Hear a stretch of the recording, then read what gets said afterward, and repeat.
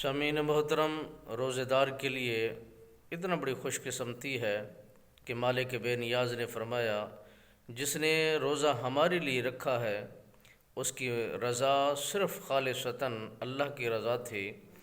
تو مالک بے نیاز نے فرمایا اس کو 70 سال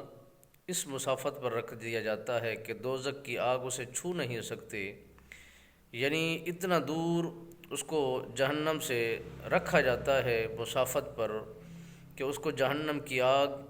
اپنی شدت دکھا نہیں سکتی، وہ محفوظ رہتا ہے، وہ حفاظت میں رہتا ہے۔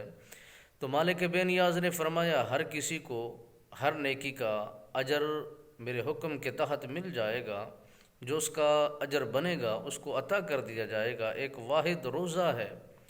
جو میرے لیے رکھا جاتا ہے، میری رضا کی خاطر رکھا جاتا ہے۔ جو بندہ مومن روزے کی حالت میں رہ کر زندگی کو بسر کرتا ہے، وقت گزارتا ہے، تو میرے مالک بے نیاز نے فرمایا قیامت کی صبح میں اپنی شان کے مطابق اور اپنے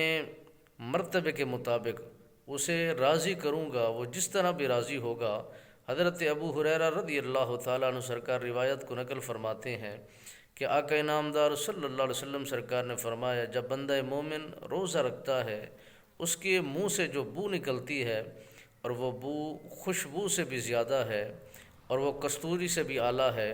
اور اس کا کوئی مقابلہ نہیں اور اس کا کوئی ثانی نہیں، میرے آقا انعامدار صلی اللہ علیہ وسلم سرکار نے فرمایا وہ بندہ مومن جو دن رات عبادت میں، ریاضت میں، تسبیحات میں، ذکر اذکار میں رہ کر اپنی زندگی کو سنوارتا ہے، تو مالک بے نیاز اس کا عرش کے ملائکہ میں فخر فرما کر فرماتا ہے یہی بندہ میری رضا کے لیے سب کچھ کر رہا ہے، میں اس سے راضی ہوں، یہ مجھ سے راضی ہے۔